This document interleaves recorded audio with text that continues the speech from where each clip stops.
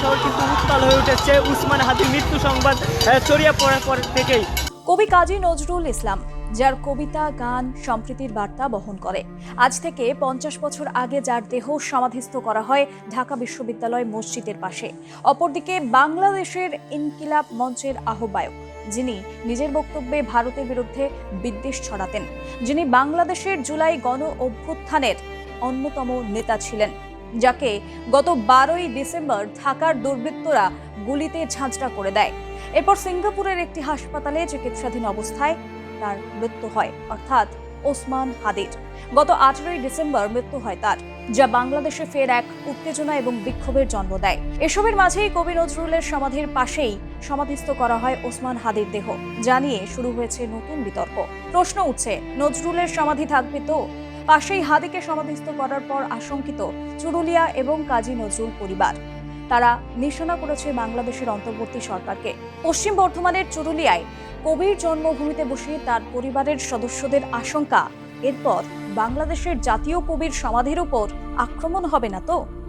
নজরুলের পরিবারের সদস্য সোনালী কাজীর বক্তব্য, নজরুলের দেহের পাশে সমাধিস্থ করা হলেও ভারত বিদ্বেষী বলে পরিচিত ইনকিলাব মঞ্চের আহ্বায়ক ওসমান হাদিকে। এই সিদ্ধান্ত একেবারেই অনৈতিক। নিয়ম মতো ওই স্থানে বিশেষ কয়েকজনকে সমাধিস্থ করা হয়।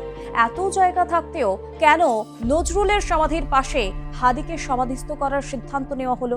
এর নেপথ্যে রাজনীতি রয়েছে বলে মনে করছেন তারা। খুব ভাবার সময় চলে এসছে যে আদৌ কি সেই কবরটাও কি নিরাপদে থাকবে, যেটা বিগত দিনের সরকার শেখ মুজিবুর রহমানের কন্যা এবং মুজিবুর রহমান যেমন সযত্নে রেখেছিলেন ওনাকে ওখানে এবং সমর্যাদায় দিয়েছিলেন, মর্যাদার সাথে রক্ষা করেছেন।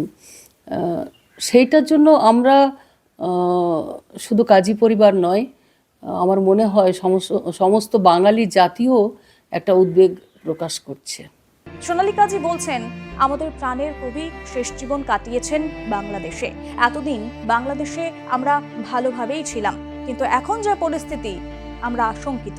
তার সংযোজন ওই কবরস্থানের সকলকে সমাধিস্থ করা হয় না, কিন্তু ছায়ানট ভাঙচুর করা, রবীন্দ্রনাথের বই পুড়িয়ে দেওয়া বাংলাদেশিদের উগ্রবাদীরা হাদিকে সমাধিস্থ করলেন কবির সমাধির পাশে।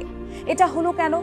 নজরুল যেখানে সম্প্রীতির বার্তা দিয়ে গিয়েছেন, জাতের নামে বজ্জাতির কথা বলেছেন, তখন তার সমাধির পাশে এমন একজনকে সমাধিস্থ করা হলো সরকারের নির্দেশে। সোনালীর আশঙ্কা, আগামী দিনে হয়তো কবির সমাধিও ওখানে থাকবে না। রবীন্দ্রনাথ নজরুলকে পরবর্তী প্রজন্ম কি অস্বীকার করবে? তাদের আর্জি নজরুলকে যেন অসম্মান করা না হয়। এই ঘটনায় নজরুল পরিবার শুধুমাত্র নয়, গোটা চুরুলিয়াবাসী মর্মাহত। যতদূর আমরা জানি বা ওখানে গেছি, ওখানে জেনেছি কয়েকজন বিশিষ্ট কবি এবং কাজী নজরুল ইসলাম ওখানে ছিলেন। তারপরে আর কারো কবর ওখানে হবে না, এটাই আমরা জানতাম। কিন্তু এই পরিস্থিতিতে আমরা সেটা দেখে খুব মর্মাহত এবং কাজী নজরুল ইসলামকে মানে এক করে দেওয়া হলো একটা ব্যাপার। মানে সে কাজী নজরুল ইসলামের যে গুরুত্ব, সেই গুরুত্বহীন হয়ে পড়ছে আমার মনে হচ্ছে। 1976 সালে বিদ্রোহী কবি নজরুলকে ঢাকা বিশ্ববিদ্যালয় মসজিদের পাশে সমাহিত করা হয়। সেখানে আততায়ীদের গুলিতে নিহত কট্টরপন্থী নেতাকে কোন যুক্তিতে কবর দেওয়া হয় তার মাথায় ঢুকছে না। হাদির মৃত্যুর খবরে বৃহস্পতিবার ঢাকায় যখন প্রতিবাদ মিছিল বেরোয়, তখন বিচারের দাবিতে রাস্তায় হাজার হাজার মানুষের ঢল নামে। ঢাকার বাইরে দেশের অন্যত্র উত্তেজনা ছড়িয়ে পড়ে। জুলাই ঐক্য ব্যানার নিয়ে ভারতীয় ভিসা কেন্দ্রের বাইরেও চলে বিক্ষোভ। ভাঙচুর চলে দেশের প্রাক্তন প্রধানমন্ত্রী শেখ হাসিনার আওয়ামী লীগের সম্পত্তির উপর। পরবর্তীতে সেই বিক্ষোভে যোগ দেয় ন্যাশনাল সিটিজেন পার্টি অর্থাৎ এনসিপির সদস্যরাও, যা স্টুডেন্টস এগেইনস্ট ডিসক্রিমিনেশন অর্থাৎ SAD এর শাখা সংগঠন। বাংলাদেশের রাজনৈতিক এবং সুশীল সমাজে বড় অংশের মতো সেই কারণে হাদির হত্যাকাণ্ডকে নিয়ে বাংলাদেশ সরকার প্রত্যাশার অতিরিক্ত প্রতিক্রিয়া এবং পদক্ষেপ করছে। গত বৃহস্পতিবার রাতে তার মৃত্যু সংবাদ আসার পর অল্প সময়ের মধ্যেই শোক জ্ঞাপন করেন প্রধান উপদেষ্টা মোহাম্মদ ইউনূস। মাঝরাতে বাংলাদেশ টেলিভিশন এবং রেডিওতে জাতির উদ্দেশ্যে ভাষণে হাদিকে প্রধান উপদেষ্টা শহীদ আখ্যা দেন এবং শনিবার রাষ্ট্রীয় শোক পালনের পর কবি নজরুলের সমাধির পাশেই সমাধিস্থ করা হয় ওসমান হাদির দেহ। যদিও বিগত কয়েক মাসের রাজনৈতিক তৎপরতা ছাড়া রাজনীতি এবং সংস্কৃতি ও সমাজ জীবনে হাদির কোনো রকম বিশেষ অবদানের কথা কারো জানা নেই।